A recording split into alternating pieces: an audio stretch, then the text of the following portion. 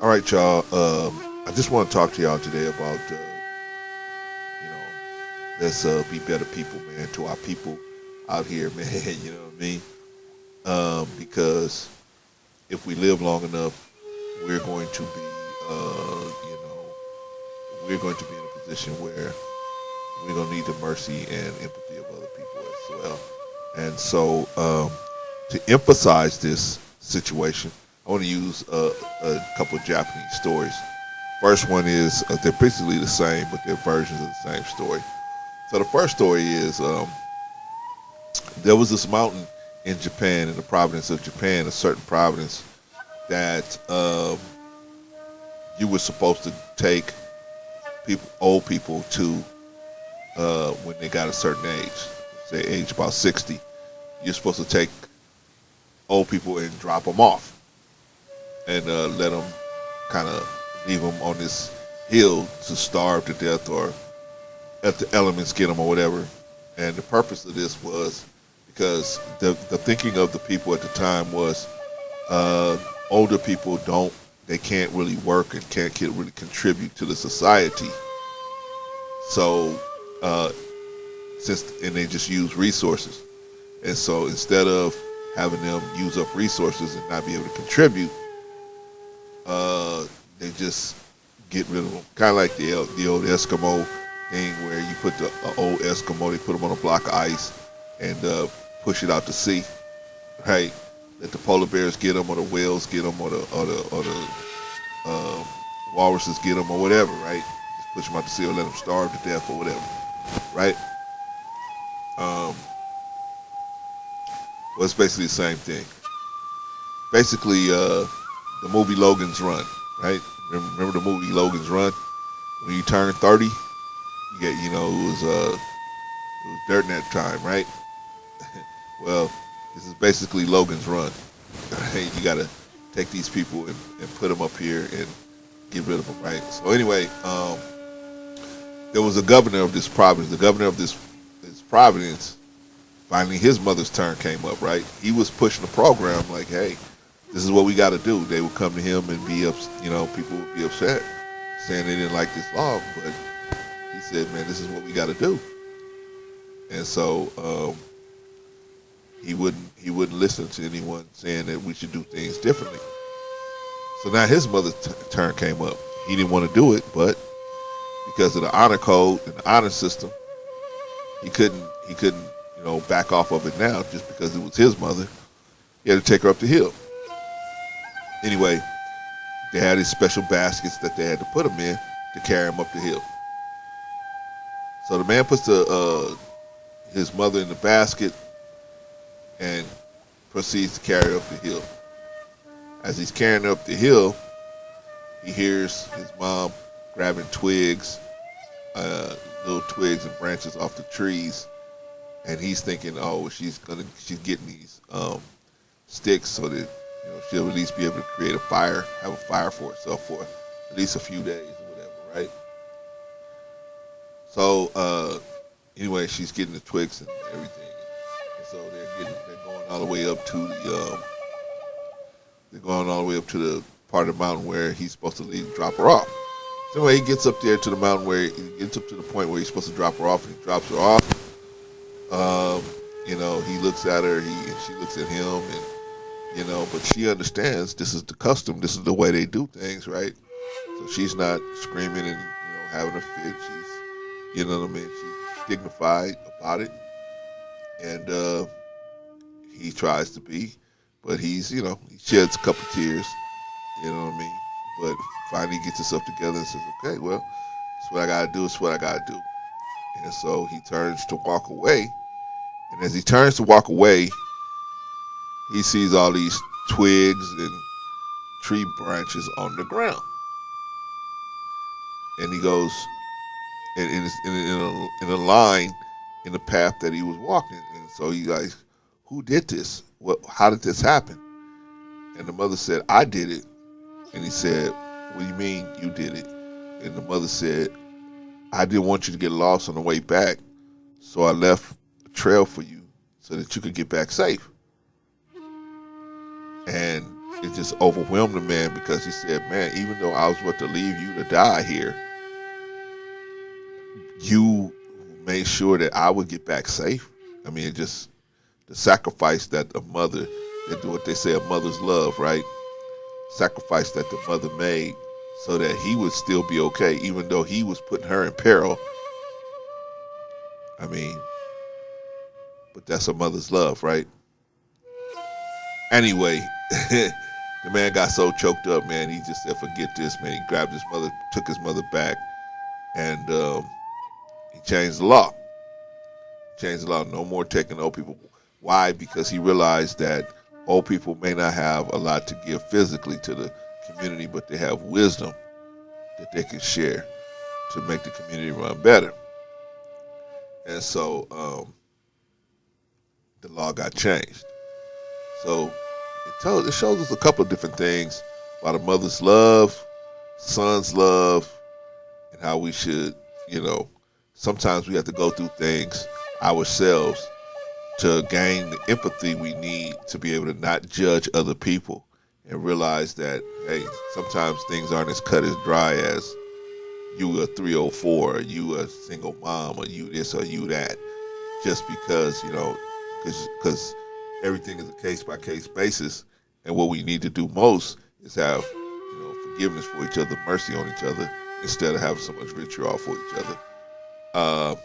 Anyway, the second story is pretty much the same story with a couple variations. There's many different variations on these stories. These are old stories. There are many different variations on them. So the second story is about a man, his son, and his father. And like the previous story, the man's father turned 60 years old, and it's time for him to march him up the hill, right? Well, so but this time the man takes his son. His son's about maybe 5 or 6 years old. Takes his son with them on the journey, right? So the man puts his father, 60-year-old father, in the basket and takes his son, and they walk up the hill to drop off the father where he's supposed to go, right? So the man takes the father all the way up the hill and gets to the spot where he's supposed to drop him off and drops off the father. Man didn't want to do it. He really didn't want to do it. He shed a tear. He didn't want to do it. You know what I mean? But he said, man, this is the way we got to do it. And who am I to change the law? But this is what I got to do. Right? So after some goodbyes and some shedding of some tears, the man leaves his father there and takes the little boy with him and the basket with him. As the man is walking down the hill, he's saying out loud to himself, I don't need this basket anymore. Let me find some place to get rid of it. Right? He's just talking out loud. The little boy heard him and said, hey, no. Father, please, don't get rid of the basket. And the father said, why? We don't need it anymore. He said, yeah, we will need it. He said, I'm going to need something to carry you when you get this old. Right? And so the father said, man, realizing that, man, his turn was coming.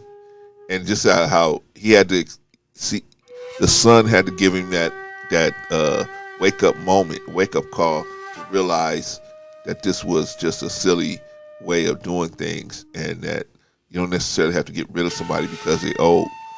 But therefore, he turned around and went and got his father and brought his father back home, and they ended up working on changing the law. There's many different versions of these stories, but basically, the people that was in the midst of it had to experience it to see. As long as it was other people's having to deal with it, they was like, oh, well, that's the law. You got to follow the law, But when they had to deal with it, now they understood why people were pushing back on it so much. And they could see, and then they said, okay, let's do something about it. What are we pushing, man? What are we pushing? Are we pushing that, are we pushing, like, we just See, it's easy to call women 304s when it's not your sister, when it's not your mother, when it's not your auntie, when it's not the women you rocking with personally, right? You can call women 304s and, welfare queens, and, you can call, in particular, black women, all these different things, right? Until it's your mother, until it's your situation. Oh, this is different. This is different. My situation is different. Or my relationship with this person is different. Or this person is different. Yeah, everybody's different. Everybody's different. You know what I mean? Everybody's different. So we just got to have more uh, empathy for each other when we discussing some of these topics, man, because if we don't, then we're subject to be a party to um, our own judgment. There was a man that was on this YouTube streets. He had millions of followers, and he would tell people all the time that they would die alone. Rest in peace. And the man would say, "Hey, you're gonna die alone. Get a dog. You're gonna die alone." And unfortunately for him, he became a victim of his own success and his own advice. Because his own advice, he ended up dealing with his own advice. He ended up dying with him. Basically, a person that didn't even know him, had no, he didn't have his family right there with him or experiencing that being with him. Unfortunately for the brother, but that's the way he designed his life. And we just got to think about things, man. You know what I mean? We got to don't be so quick to say, "Oh, I'm gonna just live this lifestyle," right? Easy to live that lifestyle till you get hit by a car, or some accident befalls you, or some challenge befalls you. Next thing you know, you're in a wheelchair, and you don't have nobody who cares enough about you because you didn't put the time into them to even help you or make sure you're gonna be okay. Just saying. Just saying. We got to think about each other a little more differently, man. We got to think about each other a little differently. Shout out to the people that's actually, putting time into their family, putting time into their children, putting time into their relationships, because that's gonna pay off in the long run. Those of us that's not doing it, we better hop to, because you never know when that thing is gonna come around, and you think you got homeboys, and you think you got homegirls, until a traumatic event happens. That's when you're gonna really see who you got on your side. You know what I'm saying? When you get yourself in a situation where you in a wheelchair now, you in a wheelchair and you can't wipe your own behind. You need somebody to do that. See if your homeboys and your homegirls gonna do that for you, or brush your teeth for you, or fix you meals 3 times a day. Just saying. I'm just saying. Why wait till you get to that point? Why not put time into everybody that's around you now, so that you won't have no question of who's gonna step in there? The question is who they're gonna be fighting over, who can do it, right? Oh man, Brother Clarence, you always got some type of mind game going on. Yeah, I know, man. I'm just trying to pass some, just give us some principles to think about. I'm not saying I'm right. I'm just saying these are some principles that we need to think about, right?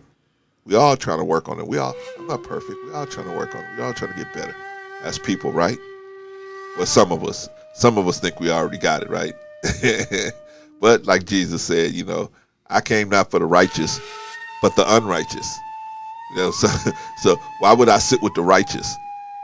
What can I say? What do I need to tell them? They already got it. I need to be with the unrighteous so that I can try to flip them, right? But we got some people that say, I came not for the unrighteous, but the righteous. I came for these people so they can get my Patreon. Don't start, Brooklyn. Don't start. All right, y'all.